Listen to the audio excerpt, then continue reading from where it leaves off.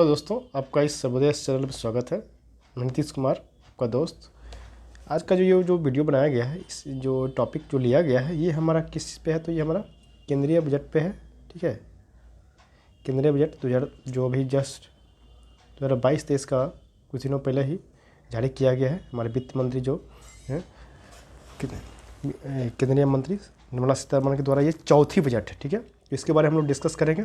ये जो टॉपिक है, ये आपको आगे में जो भी एग्ज़ाम है, बीपीएससी हो या यूपी पीसीएस या बिहार दरोगा या सीडीपीओ, जो भी एग्ज़ाम है हमारे सारे एग्ज़ाम के लिए इंपॉर्टेंट है। ठीक है, तो इस वीडियो को कृपया लाइक करें, शेयर करें और सब्सक्राइब करें, क्योंकि जो भी हमारे आगे आने वाले जो वीडियो हैं वो आपको आसानी से मिल सके। ठीक है, तो समय ज़्यादा देर ना करते हुए हम लोग स्टार्ट करते हैं टॉपिक को। ठीक है, तो अगर हम बात करें तो है कि केंद्रीय वित्त मंत्री मतलब कौन। सबसे पहले अगर ये बात करें तो केंद्रीय बजट जो है ये किसने जारी किया? किसने ये जारी किया? तो केंद्रीय वित्त मंत्री ने जारी किया। और ये कौन सा बजट था उनका? तो ये है हमारे चौथा बजट था। ये बात किया जाए तो केंद्रीय वित्त मंत्री जो निर्मला सीतारमण है हमारे भारत के, तो उसका ये उनका ये कौन सा बजट था? तो चौथी बार ये कौन सा बजट था? ये फोर्थ था। ठीक है, नेक्स्ट बात करें तो ये किस डेट को जारी किया गया? तो 1 फरवरी 2022 को जारी किया गया है। ठीक है, ये कैसा था ये बजट? तो ये पेपरलेस था, पेपरलेस बजट है और 22-23 को संसद में जारी पेश किया गया। ठीक है,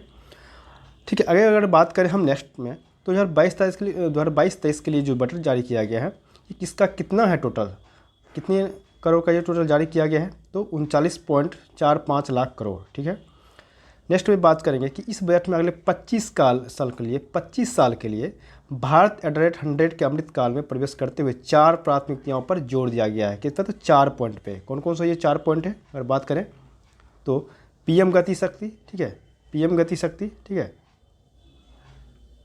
पीएम गति शक्ति, समावेशी विकास, उत्पादकता वृद्धि और निवेश, सनराइज अवसर, ऊर्जा संक्रमण और जलवायु कार्रवाई। चौथा लास्ट पॉइंट है निवेश को मदद। ये चारों पॉइंट को प्राथमिकता पर विशेष जोर दिया गया है। ठीक है, आगे बढ़ते हैं। ठीक है, अगर हम बात करें राजकोषीय प्रबंधन का, तो बजट का जो अनुमान था हमारा 21-22 का, वो था 34.83 लाख करोड़ था। ठीक है, संशोधित अनुमान 21-22 का 37.70 लाख करोड़ हो गया है। ठीक है, और 2022-23 में कुल अनुमानित व्यय जो है हमारा है 39.45 है, 39.45 लाख करोड़ है। ठीक है, उसके बाद 22-23 में उधारी के अलावा कुल प्राप्तियां जो हासिल हुई है 22.84 लाख करोड़ है।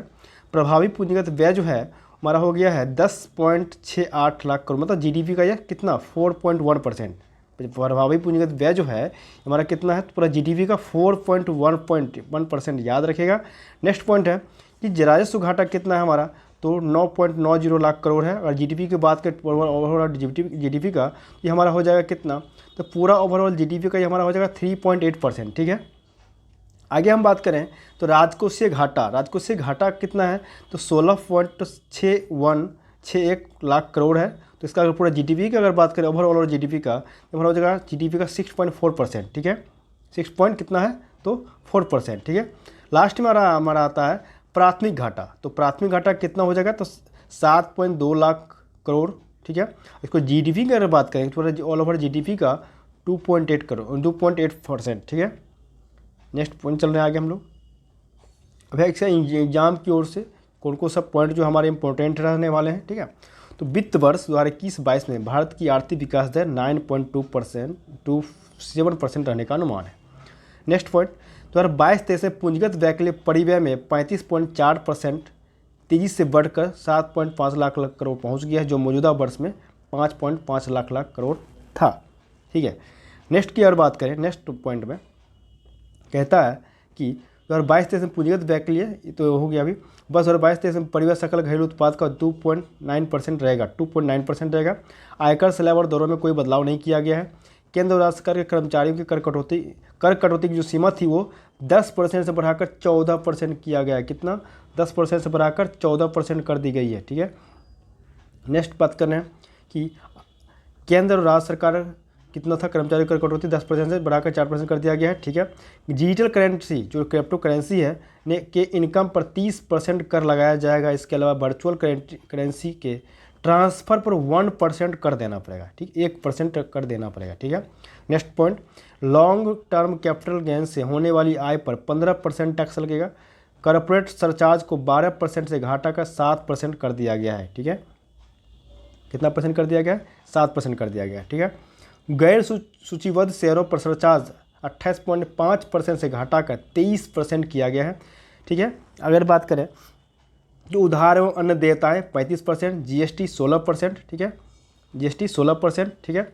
निगम कर 15%, आयकर 15%, केंद्रीय उत्पाद शुल्क 7%, गैर कर राजस्व कितना है? 5%, कस्टम्स 5%, गैर ऋण पूंजी प्राप्त 2%, ठीक है। अब सरकार के खर्चे की बात करेंगे तो ब्याज में भुगतान में 20%, ठीक है, और करों एवं शुल्कों में राज्य का हिस्सा 17%, केंद्रीय क्षेत्र की स्कीम में 15%, वित्त आयोग एवं अन्य वितरण अंतरण में 10%, केंद्रीय आयोग की स्कीम में 9%, रक्षा में कितना खर्च कर रही है? 8%, सब्सिडी में कितना? 8%, पेंशन में 4% और अन्य व्यय में 9% खर्च कर रही है, ठीक है।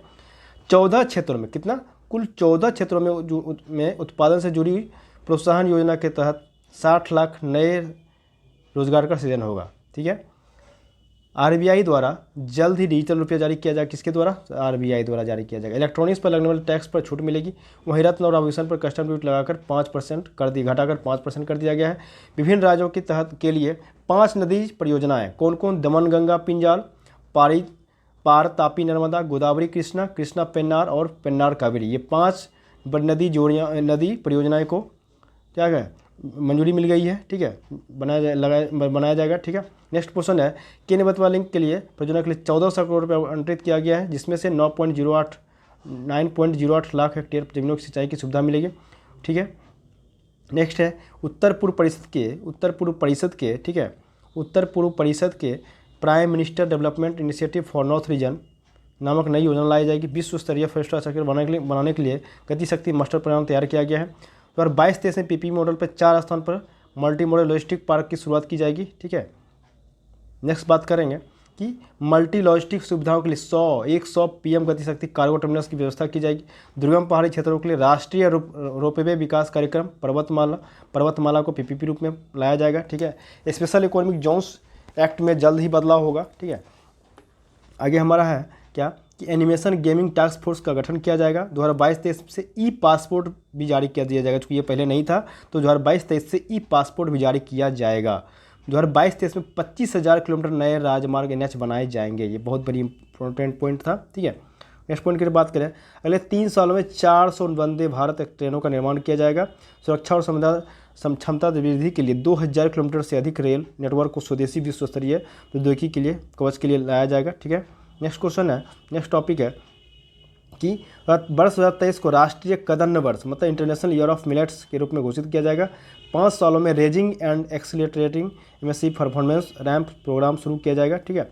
मानसिक स्वास्थ्यों के समाधान की दिशा में नेशनल टेलीमेंटल हेल्थ प्रोग्राम शुरू किया गया है। नेशनल डिजिटल हेल्थ इकोसिस्टम के लिए एक ओपन प्लेटफॉर्म शुरू किया गया। क्या? तो नेशनल डिजिटल हेल्थ इकोसिस्टम के लिए कि ठीक है क्या स्टार्ट किया गया है? तो एक ओपन प्लेटफॉर्म स्टार्ट किया गया है, ठीक है। नेक्स्ट की अगर बात करेंगे क्या है, तो महिला बाल विकास मंत्रालय के अंतर्गत मिशन शक्ति, मिशन वात्सल, सक्षम आंगनबाड़ी और पोषण 2.0 के जरिए महिलाओं और बच्चों के कृत लाभ प्रदान किए जाएंगे, ठीक है। 2 लाख कितना? 2 लाख आंगनबाड़ियों के सक्षम आंगनबाड़ियों के उन्नत किया जाएगा। कोल गैसिफिकेशन के तहत तथा कोयले को रसायन में परिवर्तित करने के लिए 4 नई प्राइवेट परियोजनाओं को बात कही गई है। 2022-23 में ग्रामीण और शहरी क्षेत्रों में पीएम आवास योजना के तहत 80 लाख घरों के निर्माण को पूरा करने के लिए 48,000 करोड़ रुपये की आवंटन किया जाएगा। अर्थव्यवस्था में समग्र निवेश को प्रेरित करने के लिए राज्यों को 1 लाख करोड़ आवंटित किया गया। ये 50 वर्षीय ब्याज मुक्त ऋण राज्यों को दी जाने वाली सामान्य उधारी से अधिक है, ठीक। कितना है? सामान्य उधारी से ये अधिक है, ठीक है। नेक्स्ट को बात करेंगे क्या है, ठीक है। नेक्स्ट बात कर रहे हैं हम तो क्या है, वर्ष 2030 तक कब 2030 तक स्थापित सौर विद्युत का 280 गीगावाट लक्ष्य हासिल करने के लिए सौर मॉड्यूल के लिए निर्माण के लिए 19,500 करोड़ अतिरिक्त आवंटन किया गया है, अतिरिक्त दिया गया है। रक्षा क्षेत्र में आत्मनिर्भरता को बढ़ाने के लिए पूंजीगत खरीद बजट का 68% घरेलू उद्योग निर्धारित किया गया, जो 2020-21 के लिए कितना 58% के मुकाबले अधिक है। पहले 51% था 2021 में, इस बार 68% हो गया। 3.8 करोड़ घरों में नल से जल योजना के लिए 60,000 करोड़ रुपया आवंटित किया गया है, ठीक है। नेक्स्ट क्वेश्चन है, नेक्स्ट टॉपिक जो हमारा है कि राष्ट्रीय डिजिटल स्वास्थ्य पारिस्थितिकी तंत्र के लिए खुला मंच तैयार किया जाएगा। कृषि ग्रामीण स्टार्टअप के वित्त पोषण के लिए कोष स्थापित किया जाएगा। पीएम ई विद्या के लिए सबसे बड़ा इंपॉर्टेंट पॉइंट, पीएम ई विद्या के 1+1 टीवी चैनल कार्यक्रम का विस्तार 200 टीवी चैनलों तक किया जाएगा। और 22-23 में विज्ञान और गणित में 750 वर्चुअल लैब और सिम्युलेटेड लर्निंग एनवायरनमेंट के लिए 75 स्किलिंग लैब की स्थापना की जाएगी। एक डिजिटल विश्वविद्यालय की भी स्थापना करने की मंजूरी मिल गई है। ठीक है, आगे नेक्स्ट बात कर रहे हैं। 2022-23 के बीच नेशनल हाईवे की लंबाई को 25,000 किलोमीटर तक बढ़ाया जाएगा। गेहूं और धान की खरीद के लिए 1.63 करोड़, किसानों को 2.37 लाख करोड़ रुपए की एमएसपी मूल्य का सीधा भुगतान किया जाएगा। ठीक है, सीधा भुगतान किया जाएगा। आगे है कि बाद में रासायनिक मुक्त प्राकृतिक खेती को बढ़ावा दिया जाएगा। शुरू में गंगा नदी से सटे 5 किलोमीटर की चौड़ाई तक के गलियारे वाले किसानों की ज़मीन पर ध्यान दिया जाएगा। फसलों के आकलन, भूमि रिकॉर्ड का डिजिटलीकरण, कीटनाशकों एवं पोषक तत्वों के लिए किसान ड्रोन की मंजूरी दिया गया है। भारत नेट परियोजना क्या है? भारत नेट परियोजना के तहत गाँवों में ऑप्टिकल फाइबर बिछाने का भी ठेका दिया जाएगा। ग्रामीण और दूरदराज के क्षेत्रों के लिए ब्रॉडबैंड सेवा की पहुंच के लिए यूनिवर्सल सर्विस ऑब्लिगेशन फंड से 5% आवंटित किया जाएगा। और 22-23 में 60 किलोमीटर लंबी 8 रोपवे परियोजनाओं के लिए संविदा प्रदान की जाएगी। ठीक है, और नेक्स्ट पॉइंट की अगर बात करें, ठीक है, तो ये क्या है? तो उद्यम श्रम, एनसीएस और असीम पोर्टलों को आपस में जोड़ा जाएगा। 130 लाख एमएसएमई को आपातकालीन क्रेडिट लाइन गारंटी योजना के तहत अतिरिक्त कर दिया जाएगा। ECLGS को मार्च 2023 तक बढ़ा दिया जाएगा। ECLGS के तहत गारंटी कवर को 50,000 करोड़ रुपये से बढ़ाकर 5 लाख करोड़ कर दिया जाएगा। सूक्ष्म एवं लघु उद्योगों को सूक्ष्म एवं लघु क्रेडिट गारंटी ट्रस्ट के तहत 2 लाख करोड़ रुपये का अतिरिक्त क्रेडिट किया जाएगा। ठीक है, आगे है 1.5 लाख डाकघरों को 100% कोर बैंकिंग सिस्टम से जोड़ दिया जाएगा। अनुसूचित वाणिज्यिक बैंक 75 जिलों में 75 डिजिटल बैंकिंग इकाइयों को स्थापित करेंगे। और क्या करेंगे? तो अंतर्राष्ट्रीय अधिकांश क्षेत्र के तहत विवादों के समय पर निपटान के लिए अंतर्राष्ट्रीय मध्यस्थता केंद्र की स्थापना भी की जाएगी। ठीक है, आगे नेक्स्ट पॉइंट है हमारा कि हर बुनियादी ढांचे के लिए संसाधन जुटाने के लिए सॉवरेन ग्रीन बॉन्ड जारी किए जाएंगे। ताप विद्युत संयंत्रों में 5 से 7% बायोमास पैलेट्स फायर किए जाएंगे। वार्षिक रूप से 48 MMT कार्बन डाइऑक्साइड की बचत होगी। सनराइज क्षेत्रों के लिए ब्लेडिंग निधियों की बढ़ावा दिया जाएगा। 22-23 में राज्यों को जीएसडीपी में 4% का वित्तीय घाटे का अनुमति होगी, जिसका 0.5% विद्युत क्षेत्र सुधारों में उपयोग किया जाएगा। और धारा 115 BAB के तहत विनिर्माण में उत्पादन शुरू करने की अंतिम तिथि को 1 साल से बढ़ाकर 31 मार्च 2024 तक कर दिया गया है। अब बात करेंगे सरकार का व्यय खर्च कहाँ है। तो पेंशन में 2,07,132 को, रक्षा में 3,85,370, प्रमुख सब्सिडी 3,17,866 और कृषि एवं संबद्ध कार्यकलाप में तो 1,51,521 करोड़। ठीक है, आगे है वाणिज्यिक और उद्योग में 53,116 करोड़, पूर्वोत्तर का विकास 2800 करोड़, शिक्षा पर 1,04,278 करोड़, ऊर्जा पर 49,220 करोड़, विदेश मामले में 17,250 करोड़, वित्त में 21,354 करोड़, स्वास्थ्य में 86,606 करोड़ और गृह विभाग में 1,27,020 करोड़। ठीक है, ब्याज हम बात करें कितना, तो ब्याज में हमारा है 9,40,651 करोड़, IT दूरसंचार में 79,887 करोड़, योजना में सांख्यिकी में 5,720 करोड़, ग्रामीण विकास में 2,06,293 करोड़, वैज्ञानिक विभाग में 30,571 करोड़, सामाजिक कल्याण में 51,780 करोड़ और कर प्रशासन में 1,71,677 करोड़, राज्यों को अंततः 3,34,339 करोड़, परिवहन में 3,51,851 करोड़। ठीक है, आगे और क्या है,